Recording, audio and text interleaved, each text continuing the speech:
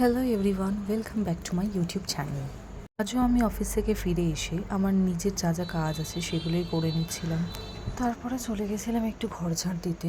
ঘরটার ঝাড় দিয়ে তারপরে দেখলাম যে খুবই গরম পড়েছে, আর পারা যাচ্ছে না।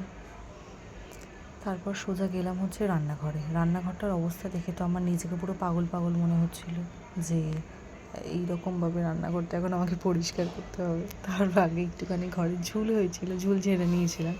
তোমরা হয়তো আমার মতন অনেকেই আছো ওয়ার্কিং ওমেন, সপ্তাহে হয়তো প্রত্যেক দিন করা তো সম্ভব হয় না, সপ্তাহে একদিন হয়তো তোমরা একটু ঘরটার পরিষ্কার করো, যেরকম আমিও একদিনই সময় পাই, তো সেদিন কী করি। তারপরেই যে তোমাদেরকে বললাম তার আগে যে রান্নাঘরটার অবস্থা খুব খারাপ ছিল, তো চলে এলাম রান্নাঘরটা একটু পরিষ্কার করতে। রান্নাঘর পরিষ্কার করে তারপরে একটু টুকটাক নিজের যা যেটুকু কাজ ছিল সেটা একটু করে নিয়ে তারপরে যেহেতু বললাম গরম পড়েছিল তো তোমরা জানোই, তো তারপরে একটু জল টল খেয়ে চলে গেলাম হচ্ছে সোজা রান্না করতে, রাতে কি রান্না হবে সেটা দেখতে। তার আগে একটু করে দিয়েছিলাম হচ্ছে মামুনিকে চা।